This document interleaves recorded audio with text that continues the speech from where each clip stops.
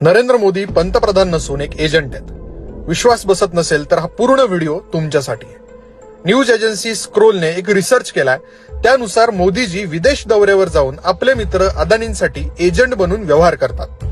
नरेंद्र मोदी जून 15 मध्ये बांगलादेशच्या पंतप्रधानांना भेटतात आणि ऑगस्ट 15 मध्येच अदानीला बांगलादेशसाठी वीज पुरवण्याचं कंत्राट मिळतं. मोदीजी मार्च 2017 मध्ये मलेशियाच्या पंतप्रधानांना भेटतात आणि एप्रिल 2017 मध्ये अदानी मलेशियात मेगा कंटेनर पोर्टशी संबंधित डील डन करून येतात. मोदीजी जानेवारी 2018 इस्रायलच्या पंतप्रधानांना भेटतात आणि डिसेंबरमध्येच अदानी इस्रायलच्या कंपनीसोबत मिलिटरी ड्रोन बनवायचं काम सुरूही करतात. मोदीजी जून 2018 मध्ये सिंगापूरच्या पंतप्रधानांना भेटतात आणि जुलैमध्येच सिंगापूरची कंपनी अदानी पोर्टमध्ये 1000 कोटींची गुंतवणूक करते.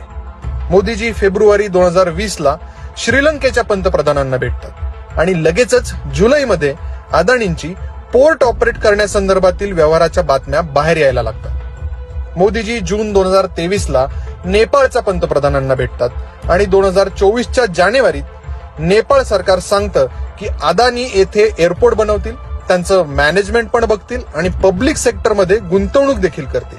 मोदीजी ऑक्टोबर 2023 मध्ये टांझानियाच्या राष्ट्रपतींना भेटतात आणि मे 2024 अदानी दार ए सलामच्या पोर्टवरील कंटेनर टर्मिनल 2 हे 30 वर्षांसाठी ऑपरेट करण्याचा व्यवहार करतात. मोदीजी डिसेंबर 2023 केनियाच्या राष्ट्रपतींना भेटतात आणि जून 24 अदानींना केनियाच्या एअरपोर्टची डील मिळते.